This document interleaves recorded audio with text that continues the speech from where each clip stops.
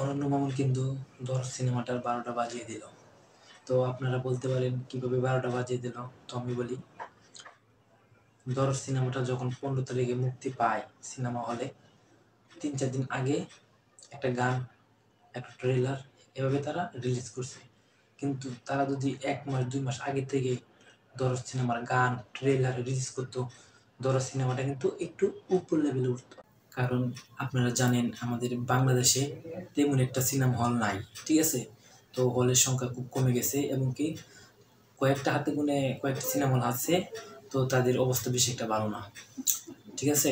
তো আপনারা দেখবেন শাকিব খানের তুফান ছবিটা, ঠিক আছে? রায়হান রাফি কী করছে, অনেক আগে থেকে ট্রেলার গান রিলিজ দিয়ে দিছে, ইউটিউবের ট্রেন্ডিংয়ে চলে আসে গানগুলা, ঠিক আছে?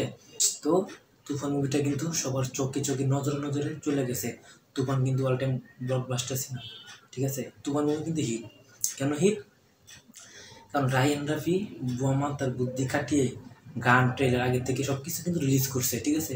পুরো বাংলাদেশ, পুরো পৃথিবীতে মানে সব জায়গায় শাকিব খানের তুফান সিনেমার সব কিছু পৌঁছে গেছে, যার কারণে মানুষের চোখে আইসা পড়ছে, ঠিক আছে? তো এই গত ২ দিন ধরে আমি যা দেখতেছি, সিনেমাটা দরদ সিনেমাটা ১৫ তারিখে যখন রিলিজ পাই সিনেমা হলে, আমি নিজেও দেখছি আপনার একদিন ভালো চলছে, এখন আস্তে আস্তে দরদ সিনেমাটা কিন্তু একটু ডাউনের দিকে যাচ্ছে।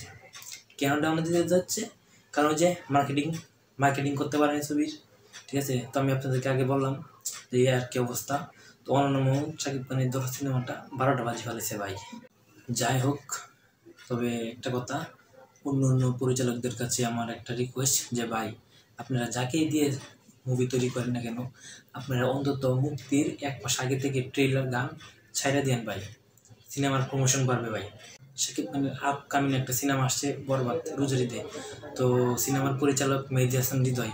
তো আপনার কাছে আমার একটা রিকোয়েস্ট থাকবে, মেহেদী হাসান হৃদয় ভাই, তো আপনার বরবাদ সিনেমার গান, ট্রেলার, পোস্টার রোজারিদের ১ মাস আগে ছাইড়া দিন ভাই, সিনেমার প্রমোশন বাড়বে ভাই, ঠিক আছে? এই কথাটা মাথায় রেখেন, সিনেমার প্রমোশন বাড়বে। তো এখন কথা হচ্ছে দরদ নিয়ে।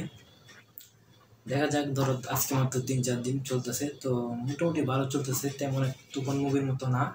তো দেখা যাক কী হয়, সামনে দিন যাইতেছে, যাক দেখা যাক দরদ মুভি কতটা আয় করতে পারে, তুফানকে কি পেছনে পালাতে পারবে না কি, সেটা এখন দেখার অপেক্ষায়।